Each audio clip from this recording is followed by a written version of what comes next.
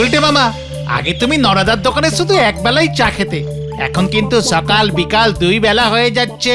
তাও আবার ধারে।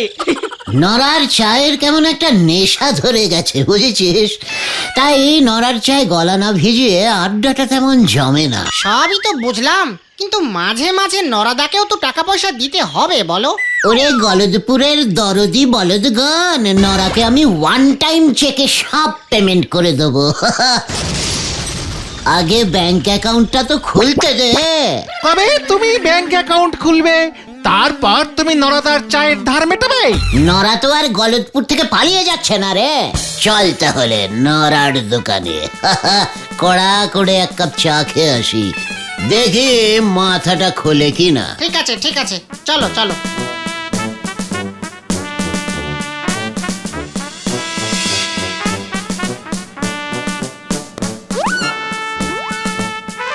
নরা, কড়া করে ডাবল চামচ চিনি দিয়ে এক কাপ চা বানা দিকে, আর ওদের লেবু চা।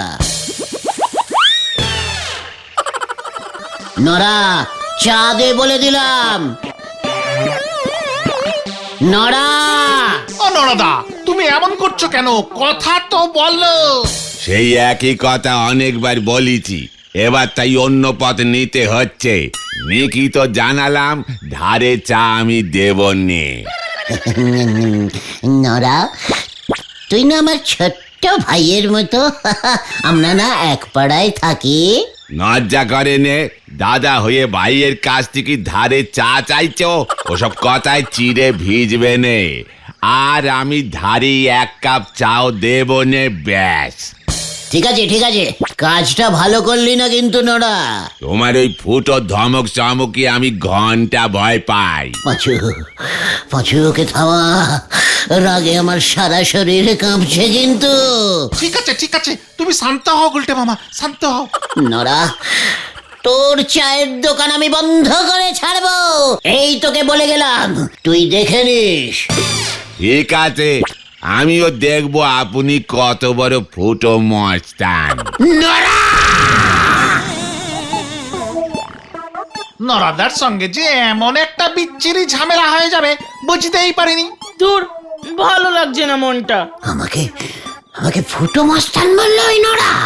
এটা কিন্তু নরাদা ঠিক করেনি। আসলে গুলটে মামা হুট করে বলে বসলো যে ওর দোকান বন্ধ করে দেবে। সে তো রাগের মাথায় বলেছে। না রে ভেন্ডি, আমি ওই নরার দোকান বন্ধ করেই ছাড়বো। হ্যাঁ, এই না গুলটে মামা, এমন করো না। যতই হোক নরাদা আমাদের পাড়ারই লোক, ওই দোকান চালিয়েই ওর সংসার চলে। দোকান বন্ধ হলে ওর খুব অসুবিধা হবে গো। চা ছাড়া যে আবার আমার আড্ডা মারতে অসুবিধা হয়, সেটা তো নরার বোঝা উচিত ছিল। তা বলে তুমি ওর ব্যবসা বন্ধ করে দেবে, এটা কিন্তু বাড়াবাড়ি।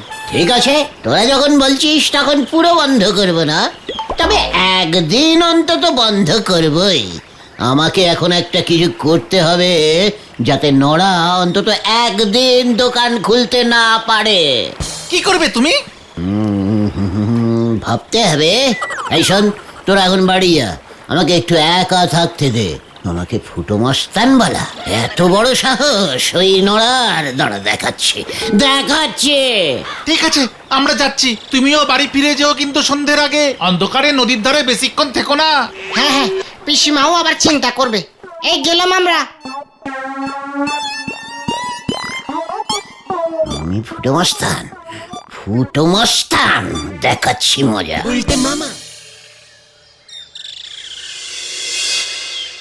রামশরণ চাচা, গুলটে আয়া, বাইরে নিকলে আসুন। রামশরণ চাচা। আরে গুলটে বাবু যে, তা হঠাৎ কি মনে করে? বসেন বসেন। ये মানে অনেক কিছুই মনে করেই আয়া হ্যায়, বহুত জরুরি দরকার। ये মানে হচ্ছে, का बात बोलिए ना। আপনার কটা গরু হ্যায়? वही एक ही है।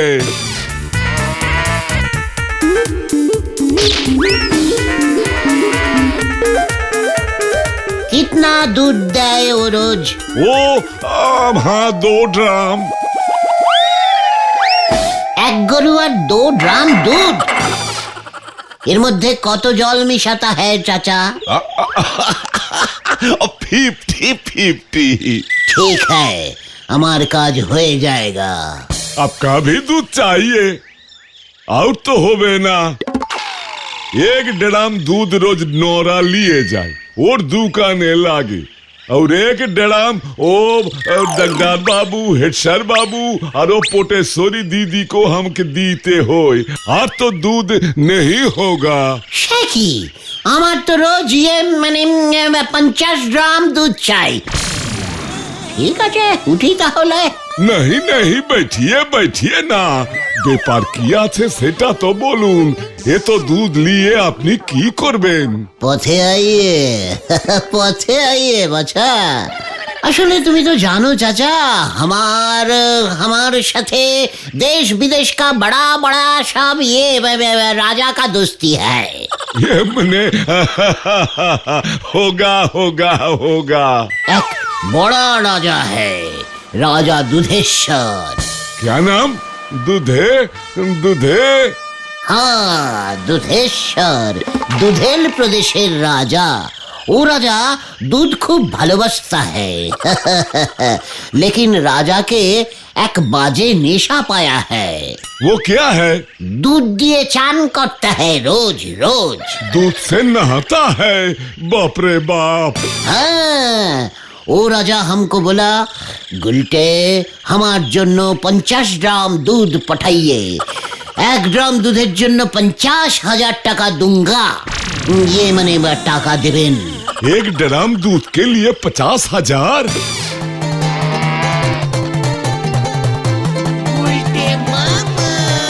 गुलटे बाबू, आप 2 ड्राम ही ले जाइए।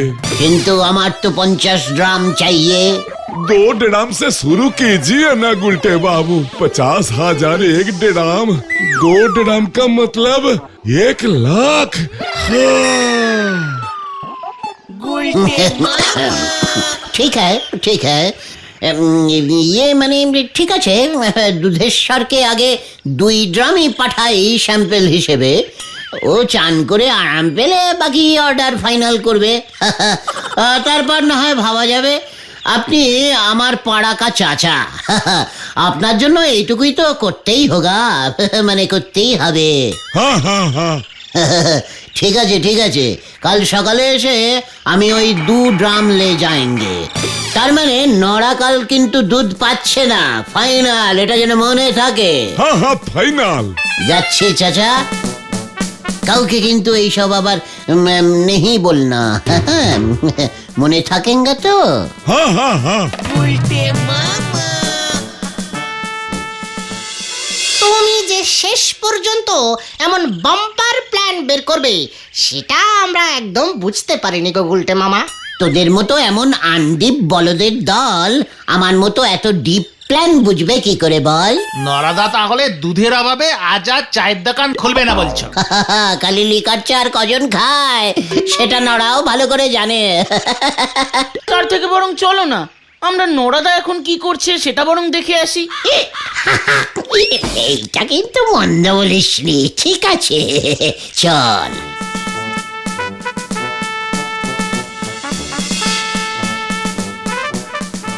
আমাকে ফুটো মস্তান বলা, দেখ এবার কেমন লাগে।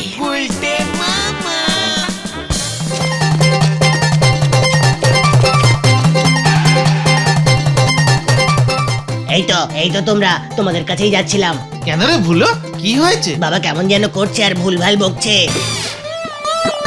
আর শুধু বলছে গুলটে বাবুকে ডাক, গুলটে বাবুকে ডাক। নড়া এতটা ভয় খেয়েছে? বেচারা দুধের অভাবে দোকান খুলতে না পেরে বোধহয় মাথাটাই বিগড়েছে। রামশরণ চাচা হয়তো বলেছে আর কোনোদিনই দুধ দেবে না, এবার থেকে দুধেশ্বর রাজার কাছে এই দুধ সাপ্লাই করবে, ব্যাস। তারপরে এই নড়ার মাথা গরম হয়ে গেছে। এটা বোধহয় ঠিক হলো না গুলটে মামা। ভেন্ডি, তুই নড়ার হয়ে কথা বলবি না বলে দিলাম। ও যে আমাকে ফুটো মস্তান বললো সেই বেলা। তাড়াতাড়ি চলো না কাকু, তাড়াতাড়ি চলো না। হ্যাঁ হ্যাঁ চলো গুলটে মামা, এখন এসব কথা থাক। হ্যাঁ চল।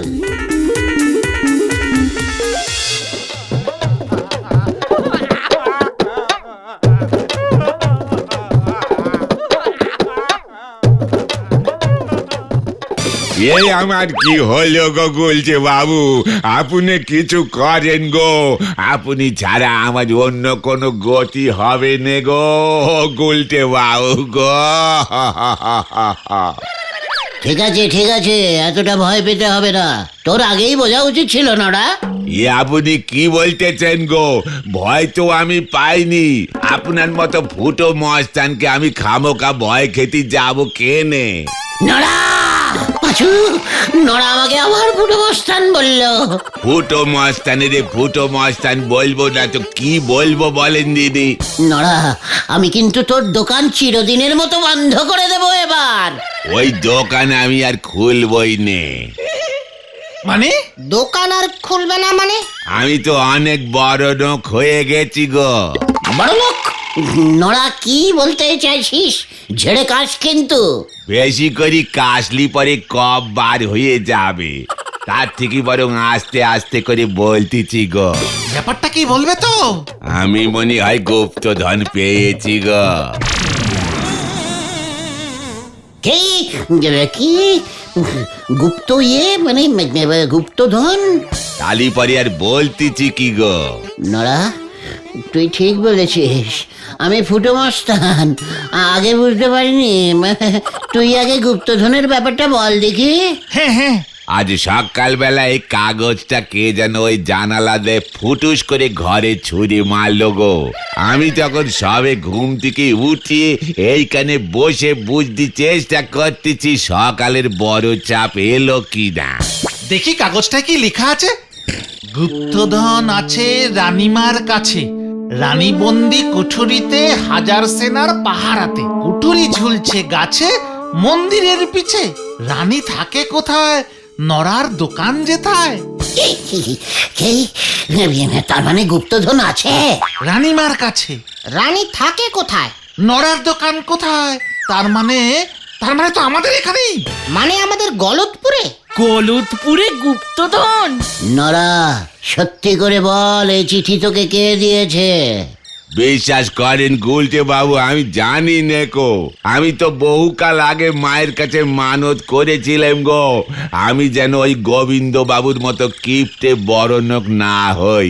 তাই বোধ করি মা আশীর্বাদ করিয়ে এই গুপ্তধনের খোঁজ পাইতেছে গো। সেই গুপ্তধনের খোঁজ তুই আমাদের দিলি কেন? এ কি বলতেছেন গো গুলটে বাবু? ওই অত বড় কবিতের মানে আমি ঠিকঠাক বুঝতে পারবো নাকি? ভুল বুঝে যদি ওই উল্টো দিকে চলে যাই তবে তো বিপদে পড়ে যাব। ওইদিকে হেড সাইডে বললি খবরটার গোপন রাখা যাবে নে, পুরো পেপারের হেডলাইন করে দেবে আর বলবে নড়া গুপ্তধন তুই সব দেশের সেবায় দান করবি, তালি পরে তো আরো বড় বিপদ। তাই ভাবলাম এই গলতপুরে তোমরা ছাড়ার কাকেই বা আমি বিশ্বাস করবো বলো দিদি? গুপ্তধন উদ্ধার করলে আমরা কত পাবো? সে আমি কত কি পাই তার উপর নির্ভর করতেছে। আমার যেন দুধের অভাব না হয়, আন্দাজে গরু কিনতে পারি, এটুকু টাকা থাকলেই আমার চলে যাবে। নরা, আমাকে তুই বাকি জীবনটা ফুটো মস্তান বললেও আর তোর দোকান আমি বন্ধ করব না। সে তো আপনারে ভালোবেসে বলি। তাহলে ওই গুপ্তধন উদ্ধারের দায়িত্ব তুই আমাদের দিচ্ছিস? বড় নিজের ভেবে গো গুলটি বাবু।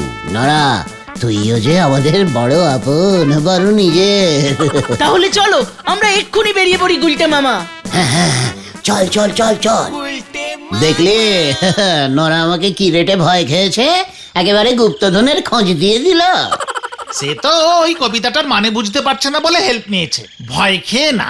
পাঁচু, ও ভয় খেয়েছে কিনা সেটা তুই আমাকে বলে দিবি? তবে গুপ্তধনের এই সংকেত কবিতা নরাদাকে কে পাঠালো বলো তো? গাছের ফল খা ভেন্ডি, গাছকে লাগিয়েছে সেদিকে মন কম দে। রানী থাকে কোথায়, নরার দোকান যেথায়, তার মানে গুপ্তধন আছে এই গলতপুরেই কোনো গোপন কুঠুরিতে, কুঠুরি ঝুলছে গাছে, মন্দিরের পিছে। আর গলতপুরে একটাই পুরনো মন্দির আছে, তার মানে ওই মন্দিরের পেছনেই আছে গুপ্তধন। কিন্তু ব্যাপারটা কি এত সোজা?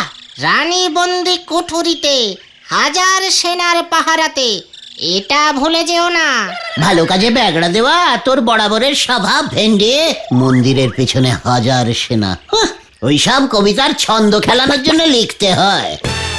তাছাড়া বহুদিন আগেকার লেখা ওই গুপ্তধনের সূত্র, তখন সেনা থাকতে পারে, এতদিন পর সব সেনা মরে গেছে। ময়দান ফাঁকা, যাবো আর টুক করে গুপ্তধন উদ্ধার করে নিয়ে চলে আসবো। গুপ্তধন পেলে তুমি কি করবে গুলটে মামা? আমাদের ভাগ দেবে তো? ওরে গলদপুরের ধার বাকির বলদ পাঁচু, আমি রাজা হব রে, রাজা, রাজা দুধেশ্বর। পাঁচু, তুই হবি আমার মন্ত্রী, ভেন্ডি সেনাপতি। আর আমি? তুই আমার সিংহাসনের পেছনে দাঁড়িয়ে হাওয়া করবি। উফ, সে কি দিন হবে রে! আমি দিনের বেলায় মুঠো মুঠো সোনা দান করিব,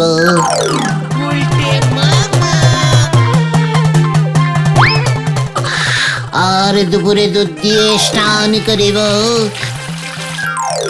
রাতে একসঙ্গে বসে নরার চা খাবো, আর রাজপ্রাসাদের ছাদে আড্ডা দিব। নরা, একটা গোলাপ জল মারা খাঁটি লিকার চা দিয়ে যাও ভাই। জো হুজুর জাহাপনা। মন্ত্রী, বলুন জাহাপনা। রানীমা কোথায়? রানীমাকে দেখলাম রান্নাঘরে মাংস টেস্ট করছে জাহাপনা। কবিরাজকে খবর দাও, রানীমা তো খেলে ভাড়ার শেষ হয়ে যাবে যে। জয় হুজুর জাহাপনা। সেনাপতি, অস্ত্র শস্ত্র সব ঠিক আছে তো, নাকি নাকি বেঁচে দিয়েছ?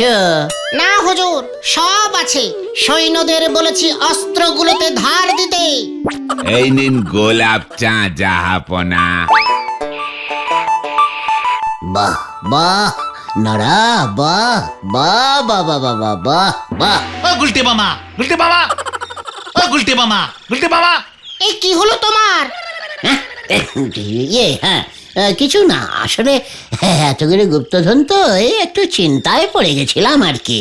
আগে তো পাও, তারপর না হয় চিন্তা করো। ঘটনা, এই জন্য তোকে আমি পেছনে দাঁড় করিয়ে হাওয়া করাবো, বুঝেছিস? আমরা গুপ্তধন খুঁজতে যাব না এখানেই দাঁড়িয়ে থাকবো? এই না না না, এক্ষুনি চল, এক্ষুনি চল।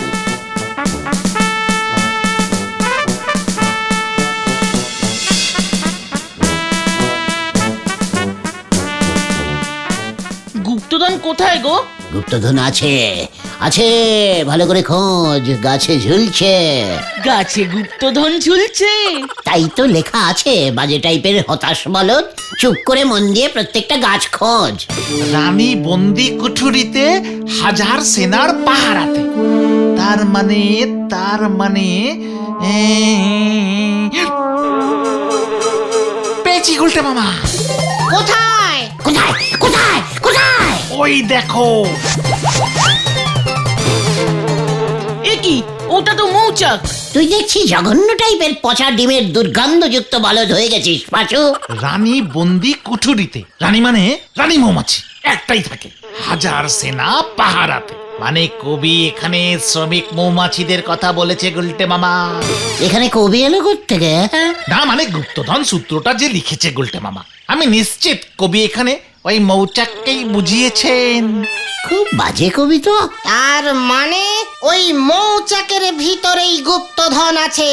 ইয়েস, দোষ, এটুকু গুপ্তধন। বেশি লোভ করিস না ঘটনা, হয়তো ওই মৌচাকের ভিতরেই আছে পৃথিবীর সব থেকে অমূল্য মানে দুর্মূল্য হিরে।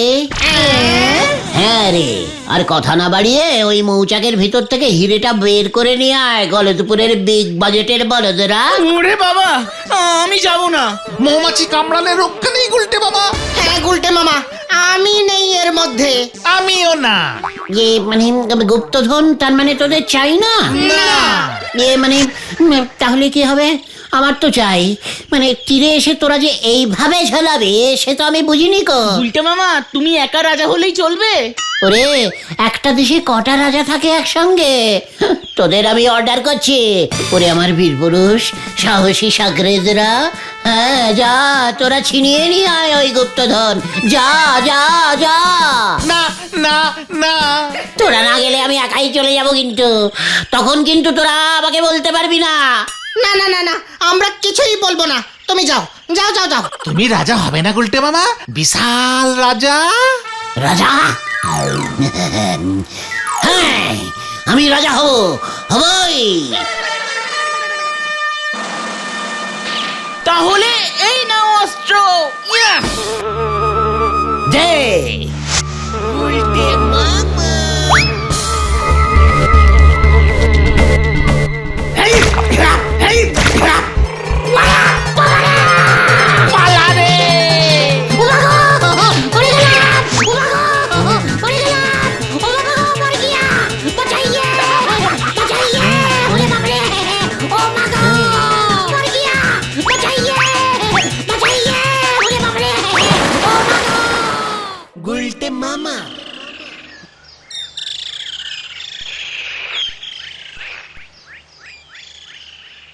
ও হেড স্যার বাবু, আপনি যা ওই গুপ্তধনের কবিতে লিখে দিয়েছেন নে, শুনতেছি ওই গুলটে নাকি মৌমাছির কামড় খেয়েই একেবারে কুপোকার।